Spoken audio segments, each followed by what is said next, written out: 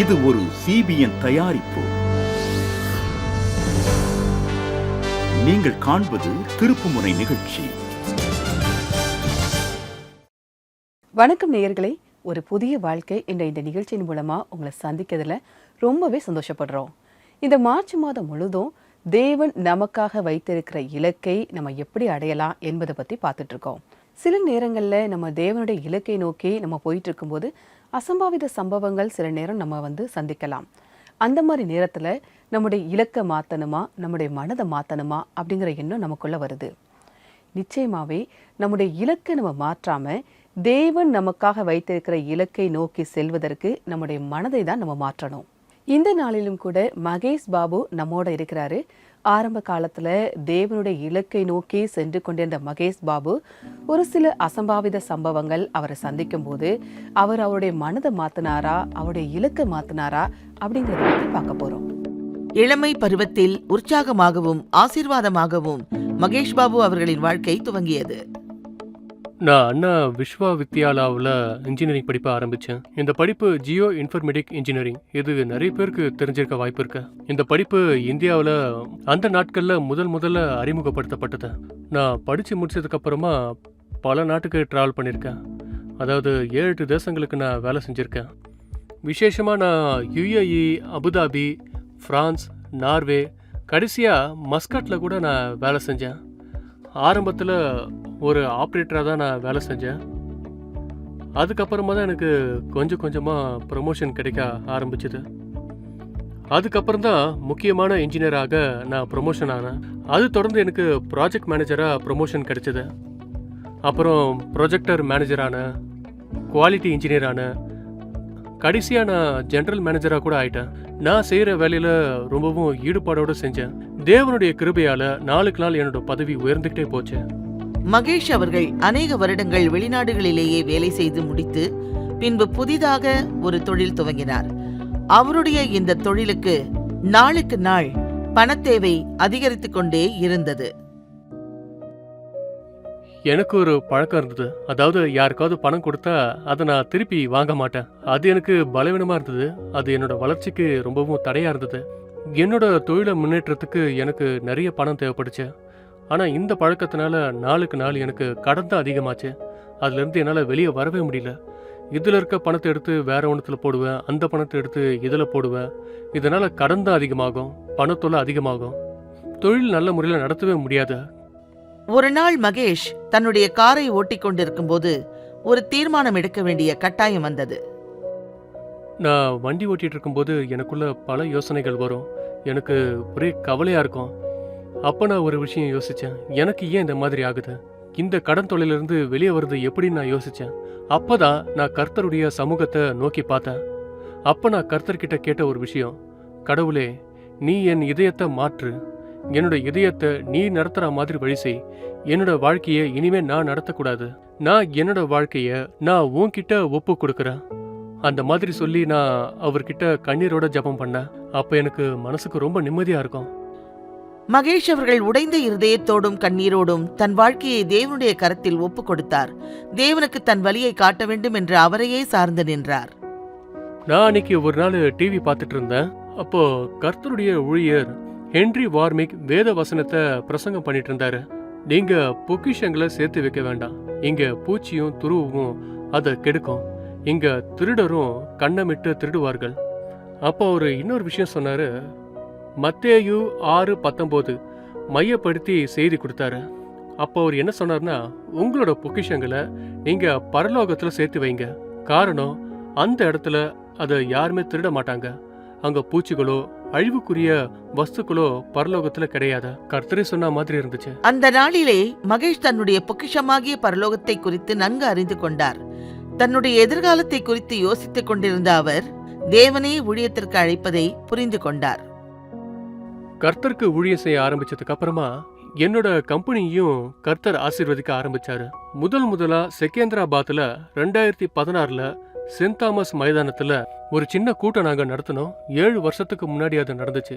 இப்போ 7 சபைகளை உருவாக்கி தேவன் எங்களுக்கு கிருபை செஞ்சிருக்காரு. ஹைதராபாத்ல 3 சபைகள் இருக்கு. அதை சுத்தி பாத்தீங்கன்னா எங்களுக்கு 2 சபையும் இருக்கு. இது எல்லாத்துக்கும் மேல எனக்கு சந்தோஷத்தை கொடுக்குற ஒரு விஷயம், அனாதை இல்லத்தையும் நடத்துறதுக்கு கர்த்தர் எனக்கு கிருபை செஞ்சிருக்காரு. இந்த நாட்களில் மகேஷ் கர்த்தர் தனக்கு கொடுத்திருக்கிற இந்த ஊழியங்களுக்காகவும் குடும்பங்களுக்காகவும் நன்றியோடு கூட கர்த்தரை ஸ்தோத்தரித்து வாழ்ந்து கொண்டிருக்கிறார். பட்டுப்போன செடியை துளிர்விட செய்பவரே தேவன் என்பதை மகேஷ் தன் வாழ்க்கையில் பார்க்க முடிந்தது. வேதம் நமக்கு என்ன சொல்லுதுன்னா, ஒருவன் கிறிஸ்துவுக்குள் இருந்தால் புது சிருஷ்டி என்று உங்களுக்கு வாழ்க்கையில எப்பேற்பட்டதாக இருந்தாலும் சரி, அதை மாத்தக்கூடிய சக்தி, அதை மாத்தக்கூடிய வல்லமை தேவனிடத்தில் இருக்க நாம தேவன்கிட்ட விசுவாசமா இருக்கணும். அதாவது ரோமர் 10:8 இந்த வார்த்தை உனக்கு சமீபமாய் உன் வாயிலும் உன் இருதயத்திலும் இருக்கிறது அப்படின்னு சொல்லுது. இந்த வார்த்தை நான் பிரசங்கிக்கிற விசுவாசத்தோட ஒரு வார்த்தை தான். அதுல எந்த மாற்றமும் இல்லை.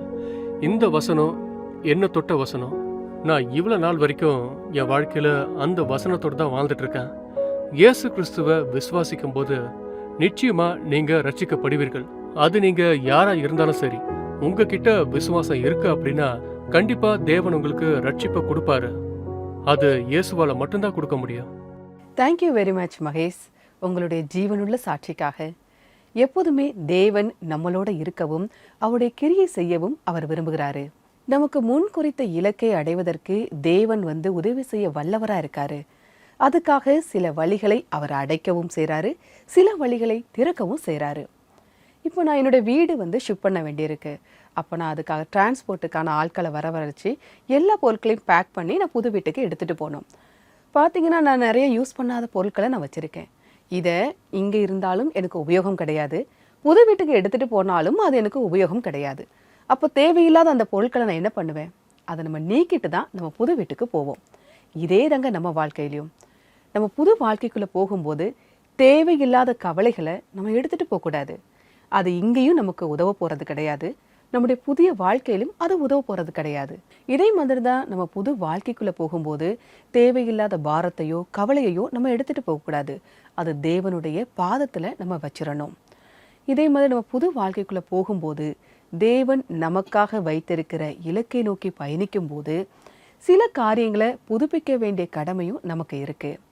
நம்ம புதுப்பிச்சு தான் நம்மளுடைய புது வாழ்க்கையை நம்ம பெற முடியும். நம்முடைய இலக்கை அடைவதற்கு வேத வசனத்தின்படி சில காரியங்களை நம்ம மாற்றிக்கொள்ள தான் வேணும். அப்படி மாற்றலைன்னா நம்மளுடைய இலக்கில் நம்ம அப்படியே ஸ்தம்பித்து நிற்க வேண்டிய ஒரு நிலை நமக்கு ஏற்படும். வேத வசனம் நமக்கு என்ன சொல்லுது அப்படின்னா, பிலிப்பியர் 3:13-14, சகோதரரே, அதை பிடித்து கொண்டே நின்று நான் எண்ணுகிறதில்லை, ஒன்று செய்கிறேன், பின்னானவைகளை மறந்து முன்னானவைகளை நாடி கிறிஸ்து இயேசுவுக்குள் தேவன் அழைத்த பரம அழைப்பின் பந்தய பொருளுக்காக இலக்கை நோக்கி தொடருகிறேன். அதாவது தேவன் எனக்கு முன் குறித்த இலக்கை நோக்கி அடைவதற்கு தடையாக இருக்கக்கூடிய அல்லது பின்னோக்கி இழுக்கக்கூடிய அந்த காரியங்களை நான் விட்டுவிட்டு அதற்கு உதவி செய்கிற காரியங்களை நான் கவனமாய் அதை நாடி அதை பிடித்து செல்கிறேன். அப்படிங்கிறது தான் நமக்கு வேத வசனம் நமக்கு கற்றுத்தருது. நண்பர்களே, சில உறவுகள் அல்லது ஐக்கியங்கள் நமக்கு தடையா அல்லது பின்னோக்கி இழுக்கக்கூடிய ஒரு காரணமாக இருந்தால் அதை விட்டு நம்மளால் வாழ்க்கையை சமாதானமாக நடத்த முடியுமா அப்படின்னு உங்களுக்கு ஒரு சின்ன சந்தேகம் உங்களுக்குள்ளே வருதா? அப்படியெல்லாம் இல்லைங்க. தேவன் சமாதானத்தையும் அவருடைய சந்தோஷத்தை நமக்கு கொடுத்து நம்ம சந்தோஷமாக இருக்கவும் தான் அவர் விரும்புகிறாரு. ஒருவேளை கடந்த காரியங்கள் உங்களை தேவனுடைய இலக்கை அடையாமல் போக செய்தாலோ அல்லது உங்களை முன்னேற்ற விடாமல் தடையாக இருந்தாலோ அந்த காரியங்கள் குறித்து பேசவோ யோசிக்கவோ வேண்டாம். வேத வசனத்தை பிடித்து கொண்டு உங்களுடைய இலக்கை நோக்கி நீங்கள் முன்னேறுங்க. ஒருவேளை கடந்த காலங்களில் நீங்கள் படிப்பில் கொஞ்சம் விட்டுட்டோமே அப்படின்னு நீங்கள் நினைக்கலாம். அதை மறந்துடுங்க. ஒரு புது முயற்சியை எடுங்க. உங்களுக்கான புது வாழ்க்கையை நீங்கள் தொடருங்க. உங்கள் தொழிலில் சில தடுமாற்றங்கள் வந்திருக்கலாம், பரவாயில்லை. உங்கள் புது முயற்சியை நீங்கள் தொடங்குங்க. ஆண்டவர் அதை தான் சொல்கிறாரு. அவருடைய இலக்கை நோக்கி அவருடைய வசனத்தை பிடித்து கொண்டு நம்ம முன்னேறணும். அதை தான் அவரும் எதிர்பார்க்குறாரு. யோசுவா கூட ஆயி பட்டணத்தில் தேவனுடைய வார்த்தையின்படி சில காரியங்களை அவர் மாற்றினதுனால அவருடைய வாழ்க்கை வெற்றியாக அமைஞ்சதை நம்ம பார்க்குறோம். இந்த வேத வசனத்தின்படி நம்முடைய வாழ்க்கையிலும் சில காரியங்களை நம்ம மாற்றும் போது நம்முடைய வாழ்க்கை வெற்றியாக மாறும். அது மட்டும் இல்லாமல் சந்தோஷத்தினாலும் சமாதானத்தினாலும் நம்முடைய வாழ்க்கை என்றைக்குமே நிறைஞ்சிருக்கும். இந்த நேரத்துலையும் உங்களுக்குள்ள ஏதாவது ஒரு குழப்பத்தில் இருக்கீங்களா? உங்கள் குடும்ப சூழ்நிலையோ அல்லது எதிர்காலத்தை குறித்தோ உங்களுக்குள்ள ஒரு குழப்பம் இருக்குதா? கவலைப்படாதீங்க. தேவன் இருக்காரு. உங்களுக்காக உதவி செய்ய தேவன் இருக்கிறாரு. அவரை நோக்கி நீங்கள் ஜெபிக்க ஆரம்பிங்க. அவரை நோக்கி நீங்கள் ஜெபிக்க ஆரம்பிக்கும் போது உங்களுக்கு அவர் உதவி செய்ய வல்லவராக இருக்காரு. நீங்கள் போகக்கூடிய பாதையில் தீபமாக அவர் உங்களுக்கு இருக்காரு. நாங்களும் உங்களுக்காக ஜெபிக்க உதவி செய்ய காத்துட்ருக்கோம். நீங்களும் எங்களோடு இணைந்து ஜெபிக்க விரும்புனீங்கன்னா எங்களுடைய தொலைபேசி எண் 9910401010. இந்த நம்பருக்கு தொடர்பு கொண்டு நீங்களும் எங்களோட இணைந்து ஜெபிக்கலாம். இந்த நிகழ்ச்சியின் மூலமாக நீங்கள் நிறைய விஷயத்தை கற்றுட்டு இருப்பீங்க. இப்போ நம்ம நிகழ்ச்சியில் வரப்போகிறது ஒரு சிறிய இடைவேளை. இடைவேளைக்கு பிறகு சந்திக்கலாம்.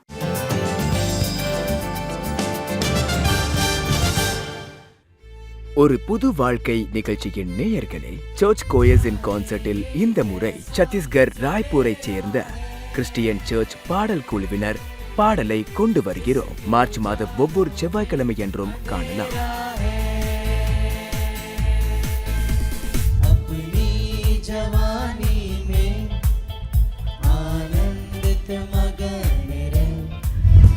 தேசத்தில் இருக்கும் அனைத்து மக்களும் உங்கள் சர்ச் கோயர்ஸ் கான்சர்ட்டில் சேர்ந்து ஆராதிக்க www.cbnindia.org இல் தொடர்பு கொள்ளவும்.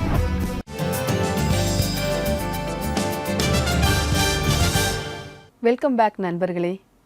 தேவன் நமக்கு முன் குறித்த இலக்கை அடைவது குறித்து நம்ம பார்த்துட்டு வரோம். அந்த வகையில் நம்ம நடைமுறை வாழ்க்கையில் இருக்கக்கூடிய சில முக்கியமான கேள்விகளுக்கு என்ன பதில் அப்படின்னு ஒரு சந்தேகம் வரும் உங்களுக்கு. அந்த கேள்விக்கு என்ன பதில், அதை தான் நம்ம பார்க்க போகிறோம்.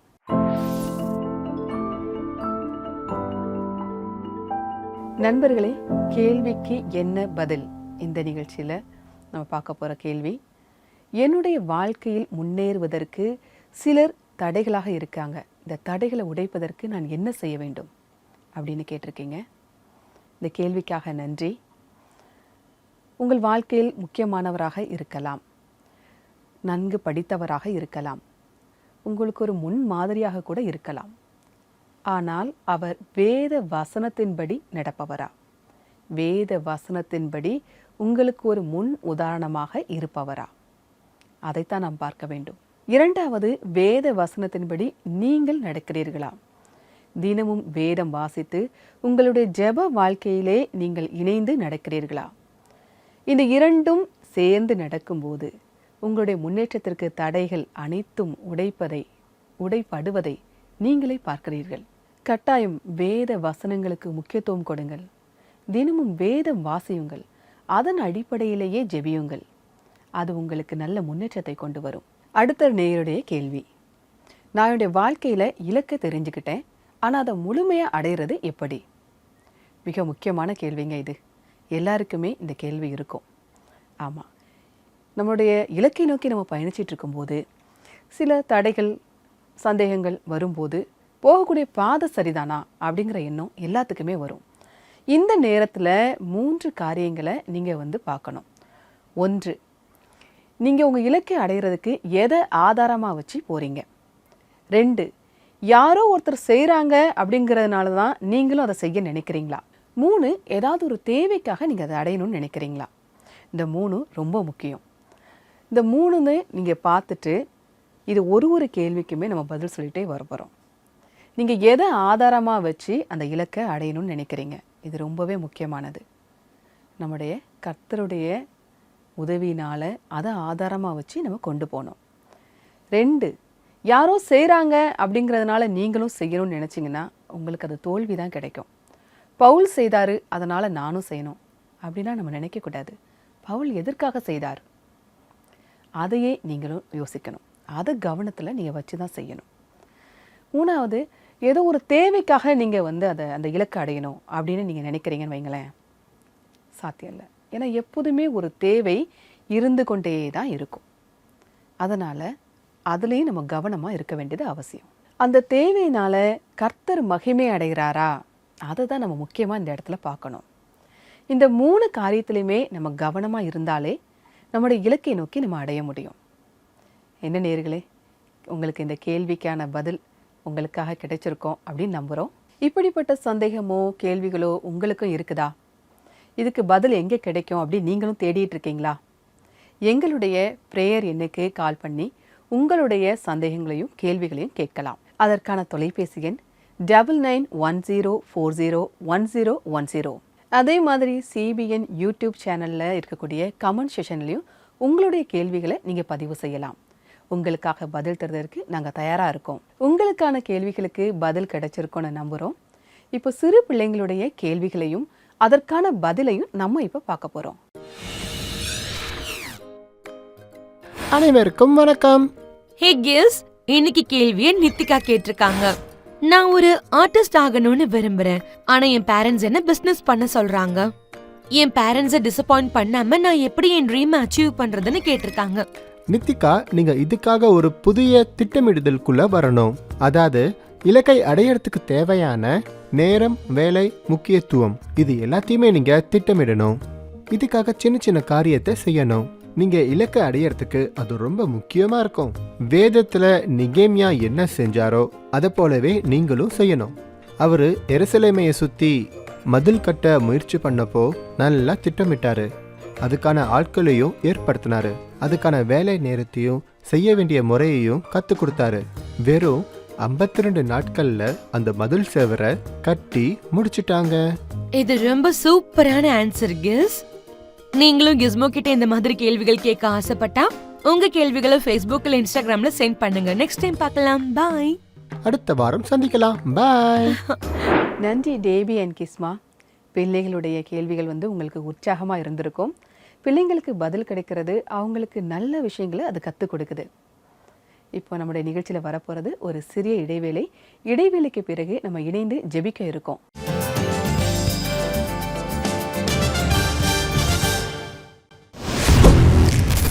முதல்ல ஒரு விஷயம் சொல்லணும்னா, இந்த ஸ்டுடியோ ரொம்ப விசேஷமா இங்க நிறைய இடங்கள் இருக்கு. இங்க லைட்டிங் ரொம்ப அற்புதமா பண்ணிருக்காங்க. அப்புறம் கேமராஸ் ரொம்ப ஹை அண்ட் கேமராஸ் எல்லாம் வச்சிருக்காங்க. இங்க ஒரு சின்ன ஏரியாலேயே மல்டிபிள் செட்ஸ் இருக்கு. ஸோ இங்க ஒரு செட்டை ரெடி பண்றதுக்கு ரொம்ப நேரம் ஆகாது. ஆனா இது எல்லாத்தையும் விட ரொம்ப அற்புதமான விஷயம் என்னன்னா, இங்க இருக்கிற சிபிஎன் டீம் தான் நம்மள ரொம்ப கம்ஃபர்டபுளா வச்சுப்பாங்க. இங்க இருக்கிற டீம் மெம்பர்ஸ் எல்லாருமே ரொம்ப எக்ஸ்பீரியன்ஸ் ஆனவங்க. அதனால இங்க டெல்லி குர்கான்ல இருக்கிற டீமோட ஒர்க் பண்றது எனக்கு ரொம்பவே சந்தோஷமா இருக்கு.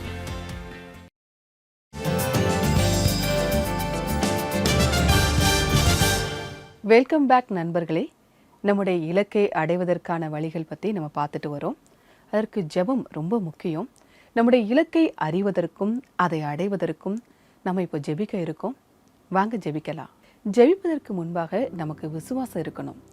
நம்முடைய தேவன் ஜீவனுள்ள தேவன். அவர் நம்முடைய ஜெபத்தை கேட்கிறவர். அந்த விசுவாசத்தோட நம்ம ஜெபிக்கும் போது அவர் அதற்கு பதில் தரவராகவே இருக்கிறாரு. நாம் ஜெபிப்போம். அன்பின் பரலோக பிதாவே, இந்த நேரத்தில் உம்மை நோக்கி பார்க்கின்ற ஒவ்வொரு பிள்ளைகளுக்காகவும் உம்முடைய சமூகத்தில் வருகிறோம் ஆண்டவரே. அப்பா, அவரவர் தங்களுடைய இலக்கை கண்டுகொள்ள நீங்க உதவி செய்யுங்க. இலக்கை தெரிந்து கொண்டு அதை நோக்கி பயணித்து கொண்டு இருக்கிறவர்களுக்கு உம்முடைய சமூகம் முன்பாக செல்லட்டும். அதற்கு தடையாக இருக்கக்கூடிய தடைகளை நீங்க நீக்கி போடுங்க. உமது கிருபை சூழ்ந்து கொள்ளட்டும்.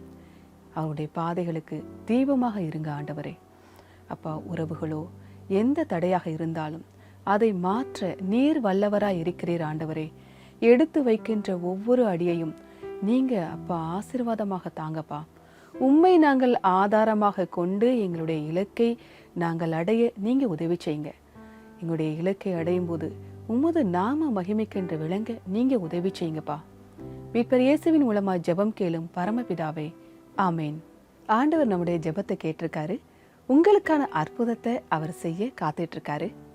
காலம் கடந்துட்டுதே அப்படின்னு நீங்க கவலைப்படாதீங்க. தேவன் எக்காலத்துக்கும் நமக்கு உதவி செய்ய வல்லவரா இருக்காரு.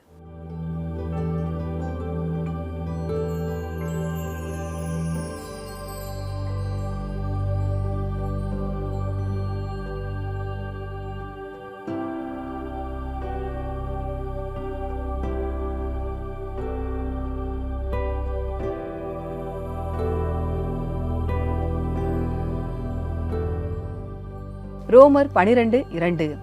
நீங்கள் இந்த பிரபஞ்சத்திற்கு ஒத்த வேஷம் தெரியாமல் தேவனுடைய நன்மையும் பிரியமும் பரிபூரணமுமான சித்தம் இன்னதென்று பகுத்தறியத்தக்கதாக உங்கள் மனம் புதிதாகிறதுனாலே மறுரூபமாகுங்கள்.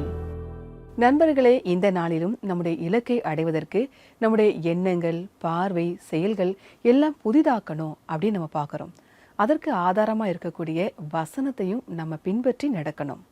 அது மூலமாக நம்ம புதிதாகிறோம், மறுரூபமாக்கப்படுறோம். அப்போ நம்முடைய இலக்கை நம்ம வெற்றியாக மாற்ற முடியும். நண்பர்களே, தேவன் நமக்காக வைத்திருக்கக்கூடிய இலக்கை அடையக்கூடிய முறைகள் பற்றி இந்த நிகழ்ச்சியில் நம்ம பார்த்தோம். சகோதரர் மகேஷ் அவருடைய ஜீவனுள்ள சாட்சியை நம்ம பார்த்தோம். நிச்சயமாகவே உங்களுக்கு இது பிரயோஜனமாக இருந்திருக்கும். நீங்கள் இன்னும் இது நிறைய நம்ம தெரிஞ்சுக்கணும் அப்படின்னா எங்களுடைய யூடியூப் வீடியோஸ் பாருங்கள். உங்களுக்கு பிரயோஜனமாக இருந்ததுன்னா உங்களுடைய நண்பர்களுக்கும் இதை நீங்கள் ஷேர் பண்ணுங்கள். ஒரு புதிய வாழ்க்கை இந்த நிகழ்ச்சிக்கு நீங்களும் பங்குதாரர் ஆகணும் அப்படின்னு நினச்சிங்கன்னா ஸ்க்ரீனில் தெரிகிற இந்த QR கோடை ஸ்கேன் பண்ணி ₹50 அனுப்பலாம். இப்போ நிகழ்ச்சியோட நிறைவு பகுதிக்கு வந்துட்டோம். ஒரு அழகான பாடலை நம்ம பார்க்க போகிறோம். இதோட நான் உங்களை அடுத்த நிகழ்ச்சியில் சந்திப்போம்.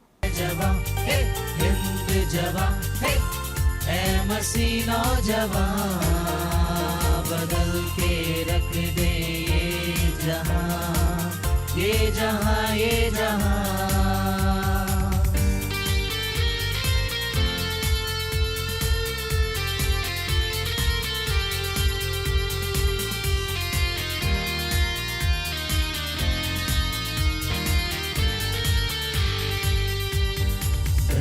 न देख आगे ये तूफान है, हर तरफ ये मौत का सामान है। डर न देख आगे ये तूफान है, हर तरफ ये मौत का सामान है। हौसले कर बुलंद, हौसले कर बुलंद, तुझ में आज जान है। ऐ मसीह नौजवान, ऐ जवान हे हिंद जवान हे, ऐ मसीह नौजवान, बदल के रख दे ये जहां ये जहां ये जहां।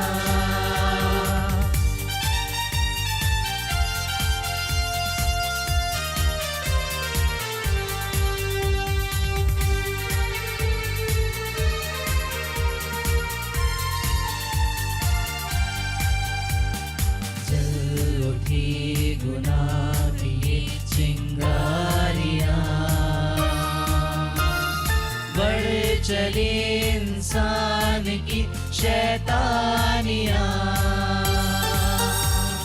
जल उठी गुनाह की ये चिंगारियाँ,